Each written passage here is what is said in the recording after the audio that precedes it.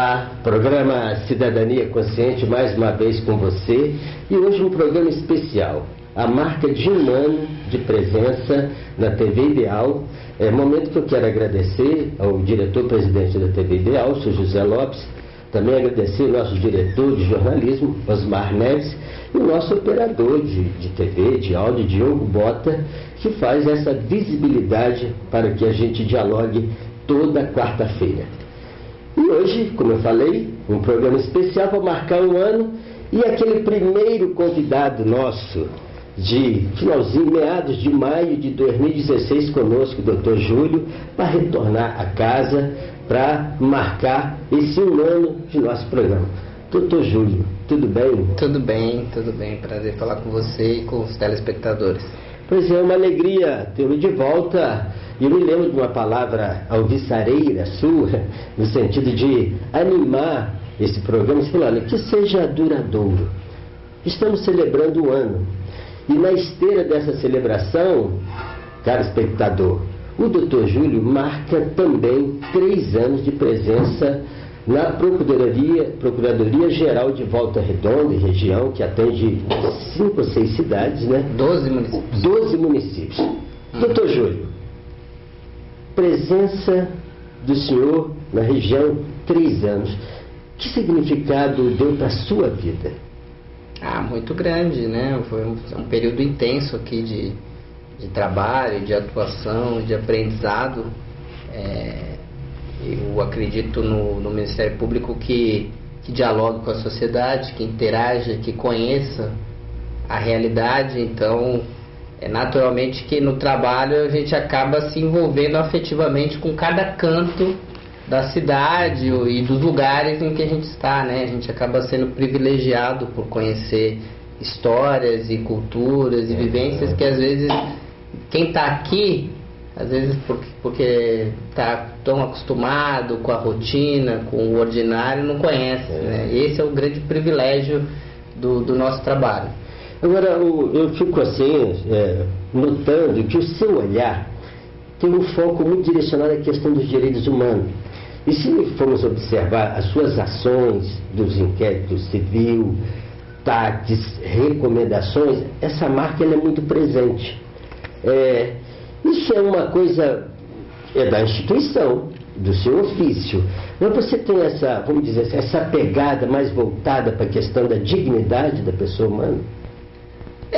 Na verdade o Ministério Público tem isso como atribuição, né? É um trabalho... faz parte do elenco de atribuição. Atribuição do Ministério Público, concretização de direitos. O Ministério Público, ele atua na responsabilização penal, atua no combate à corrupção, mas também tem o dever de atuar na concretização de direitos, né? Claro que é um tema que me agrada, que eu gosto de estudar, mas é nossa obrigação tanto quanto atuar nas ações penais e no combate à corrupção. Tanto é que o senhor já recebeu, parece que 6 prêmios República da Associação Nacional de Procuradores da República. Um dos prêmios, em primeiro lugar, foi relacionado à questão do direito cidadão, né? Não sei qual você está falando. Desse último. Essa vez foi uma discussão em função de Pinheiral, uma regularização fundiária em Pinheiral por conta da doação da área da União ao município. Nós firmamos um TAC com o município, estamos acompanhando esse TAC. E o outro foi o TAC pela construção do Centro de Memória em Barra Mansa, que é um tema que a gente vem acompanhando também ali na área referente ao 1º Batalhão de Infantaria Blindada, né, o BIB, né, onde fica ali no Parque da Cidade.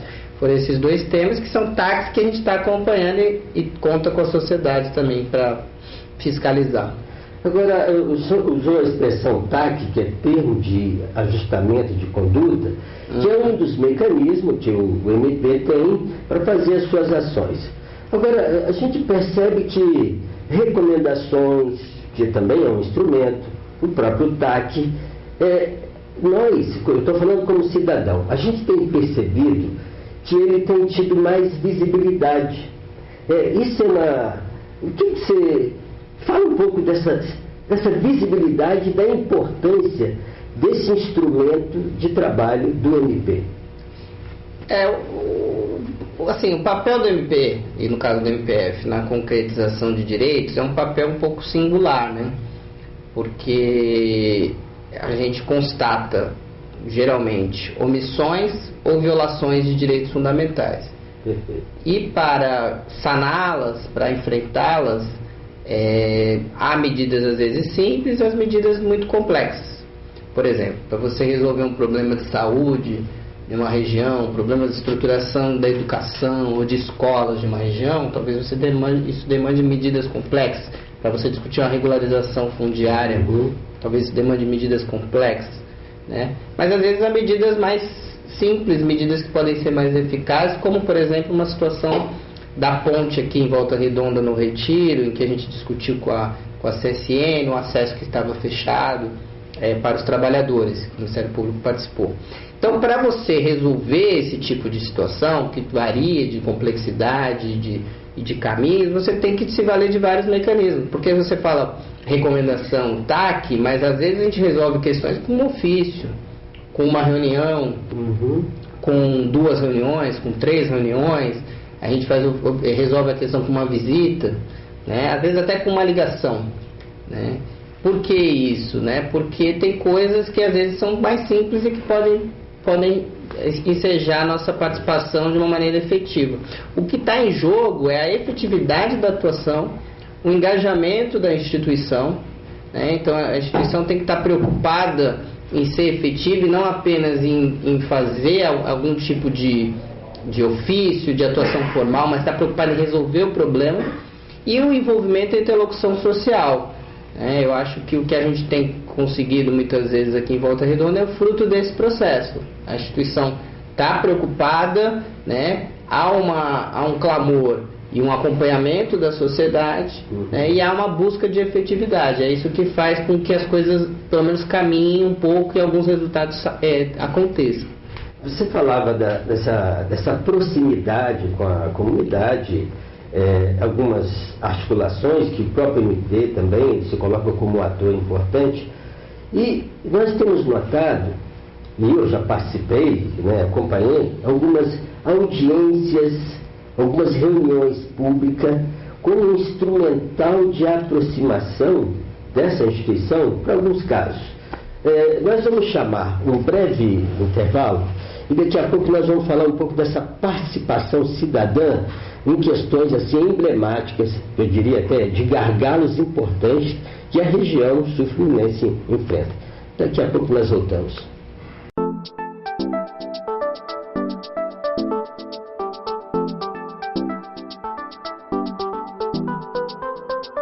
O Sindicato dos Trabalhadores da Construção Civil de Volta Redonda e região informa aos seus associados dependentes que mais de 20 serviços estão à disposição por meio de convênios.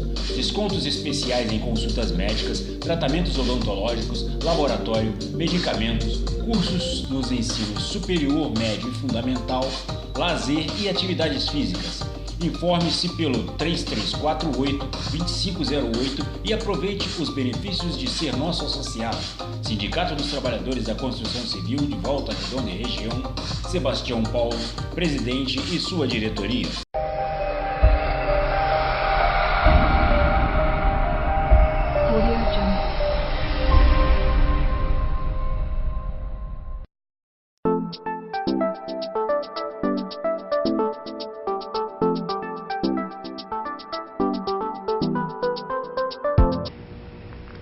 Programa Cidadania Consciente, hoje conversando com o Dr. Júlio Araújo, procurador da República em Volta Redonda, que atende a 12 cidades.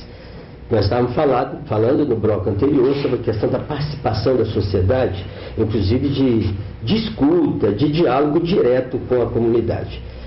E o senhor não, doutor, falou de algumas questões. Eu poderia até elencar aqui que eu considero conquistas importantes da sociedade de Volta Redonda e região por alguns aspectos. Teve, por exemplo, a ponte que o senhor citou, a ponte dos trabalhadores metalúrgicos, que tinha uma situação de parar, de passar os trabalhadores pela ponte. O MP dialogou, o sindicato, a sociedade, e conseguiu retomar. Nós temos também questões ligadas, questões ambientais. que até de certa forma provocou uma empresa importante na região a criar um diálogo mais direto, embora com alguns senões, mas de qualquer maneira provocou uma coisa nova. Nós temos umas situações assim de conquista importante, a questão fundiária da terra, que ocorreu, né, fruto do prêmio que o senhor recebeu aqui em Pinheiral. Nós temos uma situação também muito positiva em Barra Mansa, onde o senhor também tem feito presença numa situação emblemática lá, que é o pátio de manobra. Essas situações, a sociedade, ela consegue se fazer presente, o senhor percebe dificuldade? O que é possível melhorar nessa interlocução MP e sociedade organizada? É difícil, né, falar sobre isso, porque o MP, ele não nasce para ser protagonista. Opa. O MP, ele é retaguarda, né? Ele está aqui para defender direitos e para ser retaguarda, para que a sociedade, né, e os movimentos organizados, os movimentos sociais possam, eles, ter uma posição de destaque, estar em pé de igualdade com o poder público e conseguir fazer reivindicação de direitos. Na prática, porém, nem sempre isso acontece de uma maneira plena, né? Infelizmente, às vezes a sociedade tem uma representação pequena, às vezes não tem determinada força, a sociedade organizada não consegue se mobilizar de maneira suficiente. Então, assim, a nossa preocupação fundamental hoje, e é pelo menos a minha, é reforçar mais esse papel e essa posição da sociedade, porque independentemente do Ministério Público, a sociedade organizada tem que ter ciência e tem que saber ocupar esse espaço e dialogar com o Ministério Público, mas saber que o protagonismo é dela. E isso eu acho que a gente tem que avançar muito ainda. Acho que a gente falta muito, porque há às vezes uma tentação de achar que o Ministério Público é quem tem que estar nessa linha de frente e não a sociedade. E ao mesmo tempo há uma fragmentação muito grande, né? Os engajamentos, eles são muito parciais. Então pega a Volta Redonda, que embora esteja no interior, tem ainda alguma fagulha, né, alguma força de mobilização, mas essa mobilização é extremamente fragmentada. São setores que interagem na pauta identitária, não interagem na pauta de direitos sociais, setores que dialogam na pauta ambiental, não estão preocupados com as demandas LGBT. Então, enfim, a gente carece, né, de uma maior coesão, de uma maior força nessa mobilização por direitos, e acho que esse é o grande desafio. Pois é, só falava da necessidade dessa coesão, e recentemente o MP em Movimento, que é não sei como chamar, mas uma instituição do próprio MP. É um projeto. É um projeto do MP que cria instâncias. Por exemplo, foi criado um curso de direitos humanos em Volta Redonda com a parceria de outras entidades. Isso tem um objetivo para chegar onde?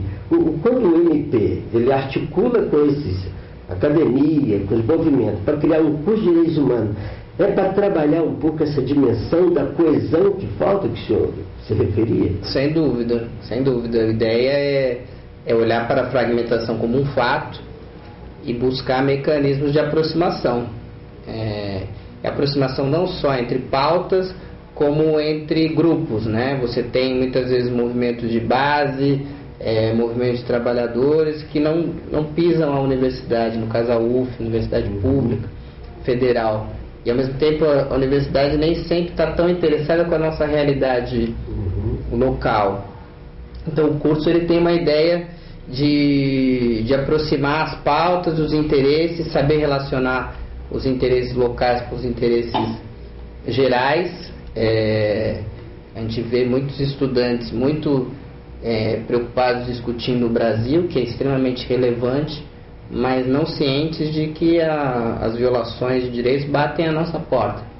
E ao mesmo tempo você percebe entre os movimentos uma fragmentação e às vezes um imediatismo nas suas lutas, que poderia ser mais aprofundado com esse diálogo mais amplo.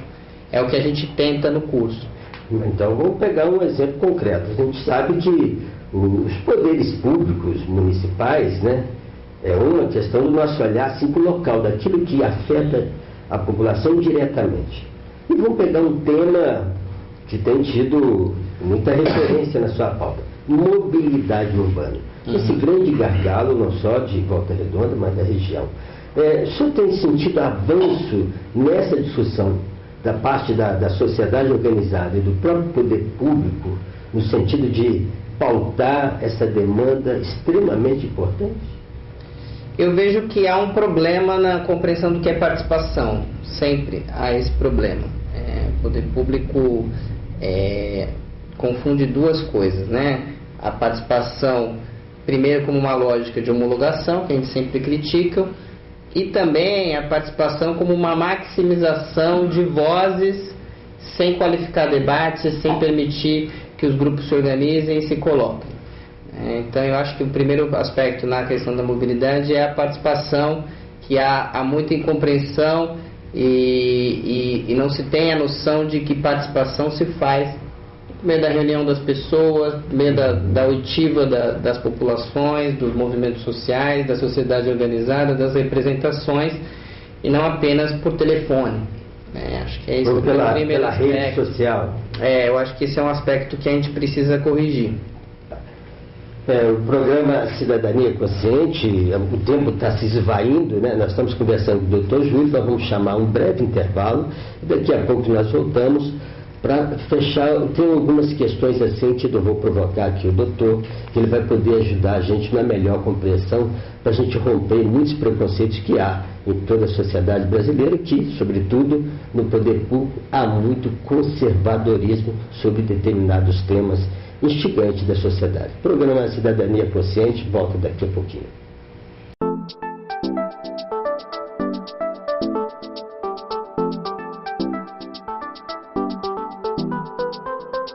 O Sindicato dos Trabalhadores da Construção Civil de Volta Redonda e região informa aos seus associados dependentes que mais de 20 serviços estão à disposição por meio de convênios. Descontos especiais em consultas médicas, tratamentos odontológicos, laboratório, medicamentos, cursos nos ensinos superior, médio e fundamental, lazer e atividades físicas. Informe-se pelo 3348-2508 e aproveite os benefícios de ser nosso associado. Sindicato dos Trabalhadores da Construção Civil de Volta Redonda e região, Sebastião Paulo, presidente e sua diretoria.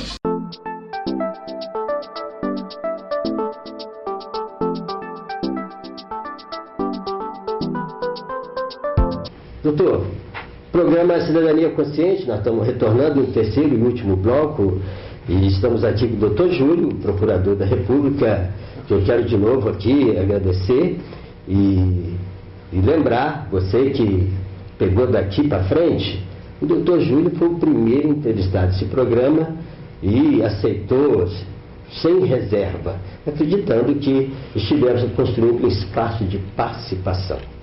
Dr. Júlio, há uns temas na cidade que nós não podemos deixar de colocar na pauta. Nós sabemos do marco dessa cidade no sentido do trabalhismo, né? E os trabalhadores, né, sempre tiveram um lugar de destaque no cenário local e nacional.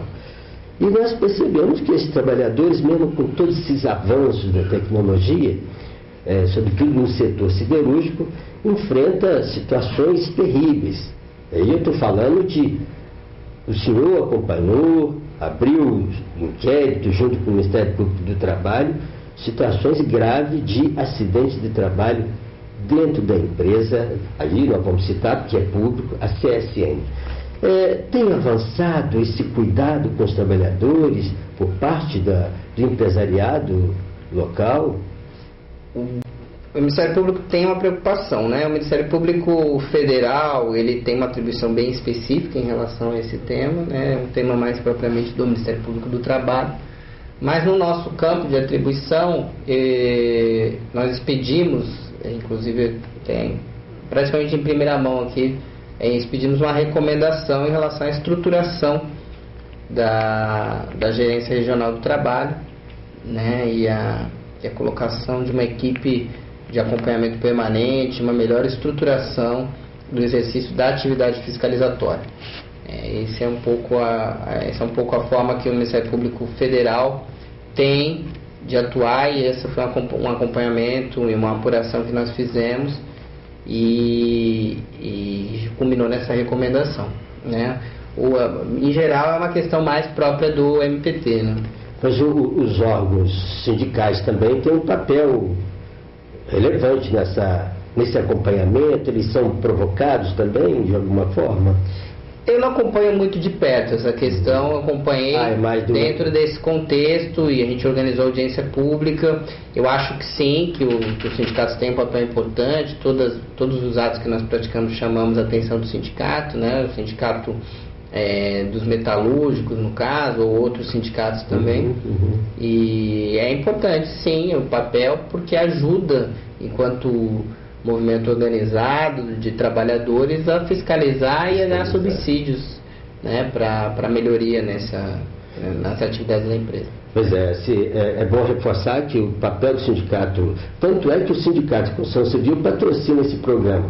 Isso já é sinal de compromisso com essa dimensão cidadã, e o Sindicato Metalúrgico não pode fugir desse papel de fiscalizador para garantir a vida e a qualidade de vida dos trabalhadores no seu trabalho.